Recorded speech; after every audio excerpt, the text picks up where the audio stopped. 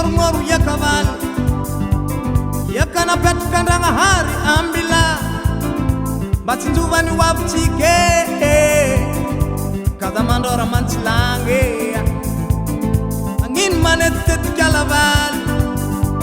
atyala na petka ndanga hari juvale badahavana hazwachike kada mandora manchilange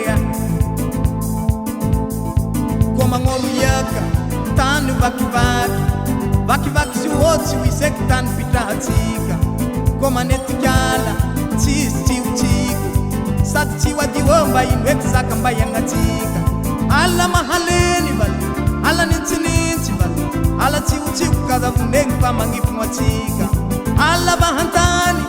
ala fanafody ala fiagnatsika kazavonegny fa magnifogno atsika ba mangor ya kavali manet kalavale mangor ya kavale manet kalavale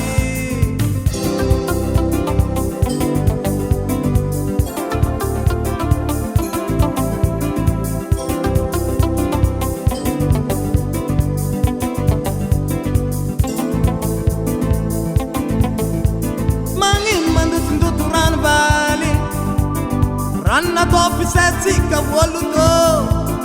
batsinjuva pasalamange kada mandora manchilange mangin mamun bibi ba bibi na petka ndanga hari ambila izumi enkaratike kada vuneng patsima panzare komaluran hinu gyahatsika rano maluto manjary mamparary koma mun biby azovy io namatsika biby miegny izy hoe karatsika olombelo rano isahatsika val rano giahatsika rano fijoroagna kazalobegny fa magnifogno atsika biby namatsika biby avatsika sakandragna hary kazavonegny fa tsy mampanjary aba mandoto rano valy mamun bibi vale mandoto rano vale mamun bibi vale mandoto rano vale mamun bibi vale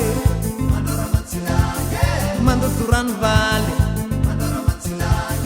mamun bibi vale